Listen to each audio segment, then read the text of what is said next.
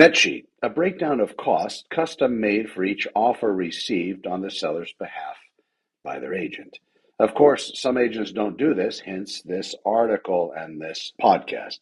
I don't understand how they can work around this with their home sellers. I trust everybody to do what they're going to do. This is how I've been able to accept everything. That's part of my way. You notice that I didn't say I trust everyone. I trust that everybody's going to do what they're going to do. And if they hold back on the numbers to trick me, I accept that that's what that person will do because they did it. I won't be a part of it. Some agents wait until later in the transaction. So even if it's a shock, it can be too late for a seller to change anything. In fact, in most cases, the best a seller can do at that point would be to stand in the street waving their fist and screaming. When I talk to a home seller and we decide on commission, concessions, and price of their home, I gather what they owe and I have my escrow officer put together a net sheet at the listing price. This way they can see what those charges will be at the current listing price and terms that we agreed on. It's big stuff, but do you know how many calls I get from people that have gotten this document too late as part of their escrow package? Those calls are way more they should be, and those calls shouldn't necessarily be to somebody that isn't part of the process. They're using another agent, but because I write so much content and things online regarding how to keep sellers safe and how buyers can stay safe and these sorts of things, they end up finding me. The best I can do is say exactly that. I'm not part of your transaction, not under contract. It would not be proper, ethical, and potentially legal for me to make comments on your question or where to go next.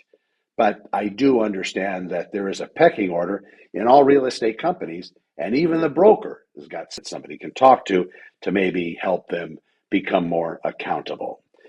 Now, the best of us miss stuff. Missing this type of thing, this net sheet at the beginning and then throughout the process, it's like forgetting to clean yourself after you've used the bathroom. After offers are received, I, as your realtor, will send you specific net sheets on the offers that we will be responding to as well. So not just in the beginning, any kind of change in price is going to cause me to have escrow prepare a new net sheet. If you want to do a price reduction, if we talk about that as being a strategy, because your property isn't moving as quickly as we believe it should, and maybe there's been some sort of a market adjustment, then that's going to necessitate me to send you another net sheet that's prepared at that same level. Now, if your agent's waiting till you're in escrow, and after that the buyer has inspected the home, gotten feedback from everybody within their sphere of influence, and asked for things and has received things from a gracious seller, in this case, they have waited too long, in my opinion. This is the right prescription for a very upset seller and maybe terms for the agent getting quite a butt chewing. Transparency is key, my brothers and sisters. Stop the nonsense and trust me when I say the sellers need their net sheet and they need it at the beginning. When they get their net sheet for each offer received, those net sheets should be covered completely with the seller as well. If there's some additional credits, requests for repairs fulfilled that are going to impact the seller's bottom line, guess what? Yeah, they're going to need a new net sheet based on any new figures. After we counter each offer and get those last ones standing, the net sheet process will be fulfilled again. I will have escrow produce them until we have that one last offer standing, which the seller will either accept or won't. In this way, the seller is set for success without any surprises on the horizon, or at least surprises that we can hopefully prevent. Here's another thing that's worth mentioning. I know agents. I work with a lot of agents. I've been doing this since 1998. I've had thousands of interactions with other agents.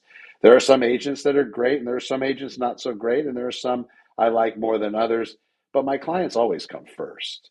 I have nobody in this industry that is my friend. No offense to those in this industry. For a friend, my level of friend is somebody you can call at 3 o'clock in the morning when your world just completely collapsed and you're in the bottom of your basement, even lower than that. I am 100% client focused and committed. And as far as friends go, I have one, maybe one and a half that I might be able to rely on in that regard, but that's it. Even the agents in my office, they know I'm not one of those partying agents. Next event, I don't go to the next how great we are. I don't play into that system because I'm more concerned with giving my sellers and home buyers the best service I'm not into playing buddy with the agent in the cubicle next to mine. To a fault, I keep to myself with the exception of the local networking groups for top producing realtors. The rest, well, they involve imbibing, and I'm not much of a drinker or a drinker at all, and I like to take care of myself. I like to get in bed early and get up early to start my day. Time is valuable, mine is as valuable as yours, and vice versa. So don't let the water get muddied up by not doing something as creating a net sheet or asking your agent to have one created for you, which they should be doing.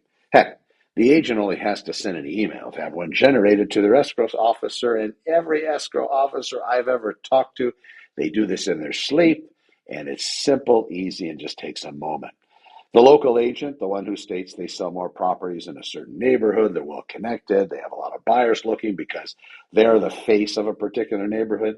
That's great. Sure, they do a good job. But I found that not being a part of that particular type of listing machine that's in a particular area and coming in from the outside seems to be of a bigger benefit for my home sellers than being someone who is dug in deeper than an Alabama tick in a specific section of town. When I come in as an outsider, I know all those local rules and regulations because I study up if I'm unfamiliar. But I also have the listing agent, and they know that I'm not one that's going to owe them from our latest golf game because I don't play, well, and I don't play golf with them. What about the local agent selling the home? I guarantee that's not going to stop any buyers from wanting to make an offer on your home. In fact, more than likely, that buyer that is coming in to look at your residence is coming from some online source and system. Maybe they have their agent looking for them. Maybe they are looking on one of the big internet syndication websites. But wherever, however they find it, it's going to be more than just the local agent's effort.